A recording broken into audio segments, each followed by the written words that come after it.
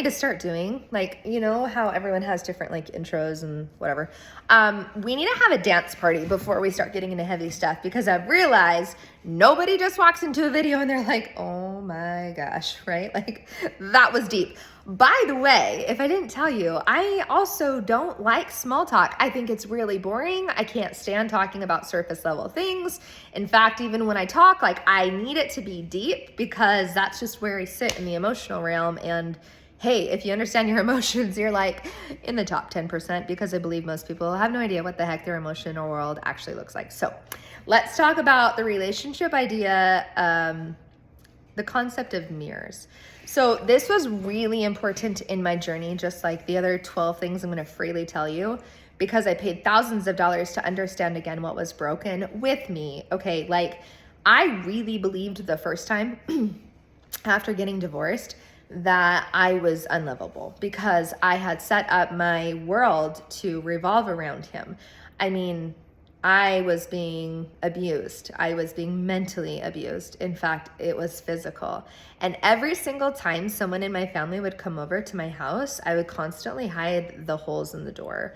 Or every time I would go to work, like, people couldn't figure out I was so dang good at just being on the sales floor, making a lot of sales and just buying in and going hard. But what they didn't know is that I didn't feel safe at work. Or I'm sorry, I didn't feel safe at home. And so when I wasn't safe at home, I stayed at work, guys, because I was afraid to go home. And then on top of the abuse that was happening, you know, just with that, there was also cheating going on. And so it took my self-worth. It was like every time cheating happened, it knocked me down. Every time a new female came into the picture, every time I found a new email or a new text, every time I had a new awareness, it was like a punch to me. And so I was someone who would take that abuse and internally process it. Like, somehow, because he's cheating, it's my fault.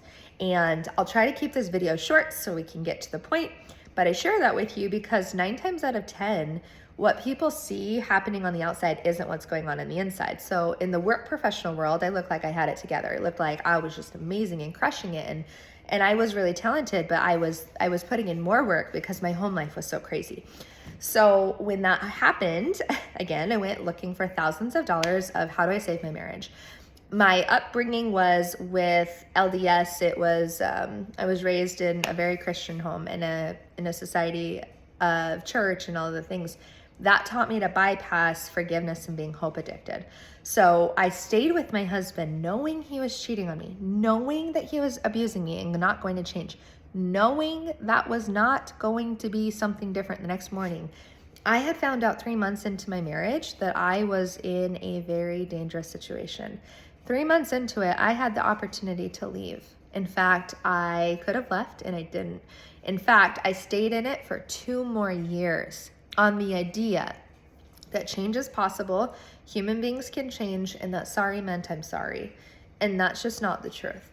But that's a result of low dog standards, like low dog crap standards. And I say that so bluntly because I can look back at that version of me and have compassion and see how I had no standards. I mean, the only standard I have basically was like, okay, I guess if he's going to cheat, I can't stop it. So I might as well just be nice. I mean, if he's going to watch porn and that doesn't feel very good, then I got to, like, you know, go to the gym and look good. And by the way, I'm a fitness trainer, so I'll tell you all about how I found that industry later. So the idea and concept I'm going to share with you today is the mirror energy and like what that actually is. Like, what is a mirror in a relationship? So if you're not in a broken or damaged or toxic relationship, that is amazing. These concepts will still benefit you. My learnings came from trauma, not from healthy. So if you have a healthy relationship, this will only amplify it and this will only make it better. You don't have to be broken or feel like you have needs that aren't being met to want to learn these ideas. So a mirror is someone you're in a relationship with, and all relationships, not just romantically. So when I was in a relationship with my husband, he was super abusive, right? So I had a spiritual teacher ask me where I was abusing myself. And I was pissed. Like, I don't abuse me. Are you serious? Like, you're not hearing me. Look at the problem. He's right here. Like, he's damaging me. He's this, he's that. Total victim to it, right? And here's what was crazy is when she asked me where I was abusing myself, And I was able to come up with over 10 different ways how I was abusing myself. So some of you aren't going to like this idea, and that's okay. I'm probably talking to your ego, but I'm going to try to get to your heart. So I was abusing myself every time I didn't stand up for myself and leave when I knew I was supposed to. I was abusing myself internally because every time he cheated, I let myself tell myself thoughts that weren't true. I let myself beat me up in my mind. I let myself tell myself that I wasn't beautiful and that I wasn't enough and that I wasn't all the things he wanted me to be, so I needed to be better. I needed to be more. And a lot of women are under the premise that if they're more, then somehow their man is going to desire them. But you will never be enough for someone who is not like secure in themselves. And I say this on my podcast, but it's like, imagine a bucket with a hole in it. You're trying to fill up this bucket, and little did you know the bucket has a hole in it, right? So you're constantly pouring into it this love, this energy, this attention, this admiration, and that hole is just letting it fall. There's nothing that can be kept because that person already has a belief or a hole inside of it that says, I'm not enough, and nothing you do can fill that. So we have this really crazy way of believing that we can earn more love by just doing more. So I loved the idea that the person I was in a relationship was just a mirror of what was happening to me internally. And it may not be for you in the sense that you may not feel like you're abusing yourself, and that's okay. Our minds are really good at trying to protect us from actually seeing what's happening inside. But if you are settling and you're in an abusive relationship, it's not okay. And you're abusing yourself every single night that you go to bed, allowing yourself to stay in that relationship that isn't working. And it's not okay to lower your standards, and it's not okay to pretend that like having a badge of honor to put up with his bullshit or the hurt is okay. It's just not okay. And so the idea is that if you're in a relationship with someone, they're mirroring back to you what's happening internally. If you're attracted to narcissistic men or you're attracted to someone that's hurtful, then you've got to ask yourself why. And sometimes it's not even your fault. Sometimes it's unconscious. I'm really passionate about the unconscious work because it's saying that you have a program inside of you that's running and you don't even know it, right? So many women are like, well, I just want the bad. I'm just attracted to the bad boy. And then you're so heartbroken because he's not loyal. And then you're out here trying to get this guy that you say you want, who's amazing and divine and is masculine and will just hold you and love you and treat you right and who will kiss the ground you walk on. Meanwhile, you're treating yourself like crap. Meanwhile, you're telling yourself you should be here and you're not. And it's really crazy because if there is anything I could teach you on this one tiny show, it's this. Write a list of all the things that you absolutely cannot stand about your partner. And I'm going to encourage you to be petty. Like, write down why they piss you off. Write down why they're annoying. Write down the habits that they have that you can't stand. Write down the things that really like tick you off or trigger you. And then on the flip side, write down all of the qualities in them that you're like super in love with. You love that they do this, and you love that they're this way, and you love the qualities that they have. And what's really interesting when you do that assignment is that you'll find all of the things that you wrote were about you.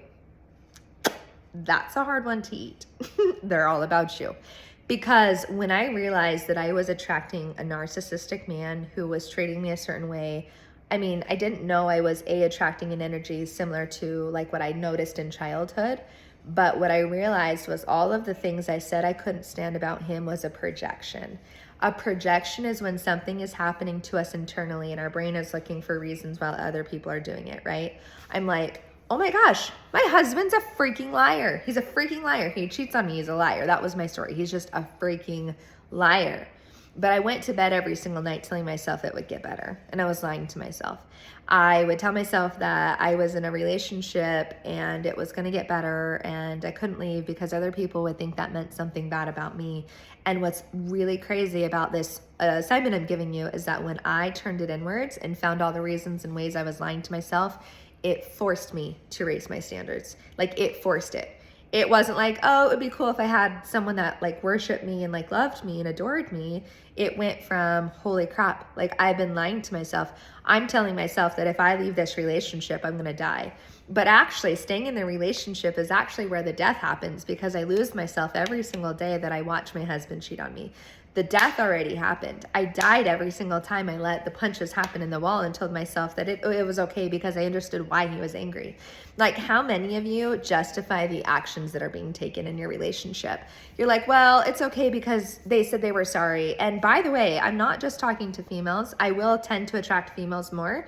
But if you're a man and you're watching this, it's the same thing with the female, right? Like, you decided that you needed to earn your worth by keeping her happy. And I say that all the time. But really, there is just a program inside of you that says you need to do X to get Y.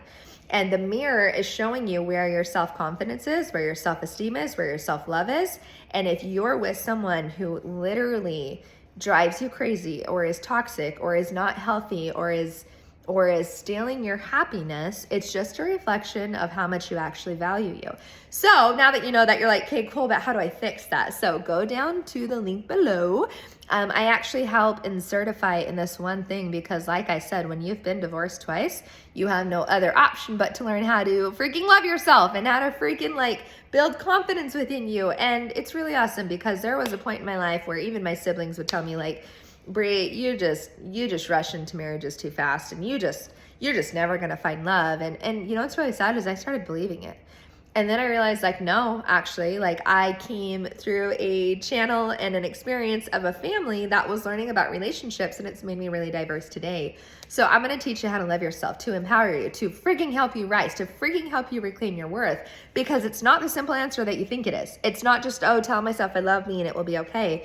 Because I also recognize that when you have a transition from married to divorce, or I think I'm going to try to leave, but I'm scared, I recognize that takes a lot of courage, and you need someone who's been there, and I've been there. So I'm going to lead you out of that because you do deserve better. You deserve way more than you're giving yourself, and it's time to stop settling. Like, it's not okay that you think you're only worth that.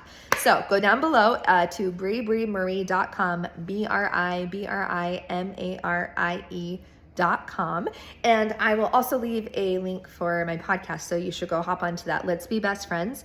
I really want to know where you're at on your relationships, what your history has been, and if you could actually identify the mirror that's happening inside of your current relationships right now. What's the number one thing that needs healing right now? What's the number one thing that keeps showing up? What's the number one pattern that keeps happening? What's the number one thing that you keep seeing in other people that keeps showing up? Because if it happens more than once and it happens more than twice and it keeps showing up, that's a mirror. That's saying, get up close to the freaking mirror, look yourself in the freaking mirror, and ask yourself where you're behaving that way and why is it okay that you're being treated that way? Like, where are you treating yourself that way?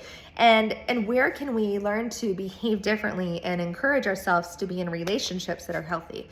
So I'm excited. I'm going to help you do that, and I will see you on the next episode.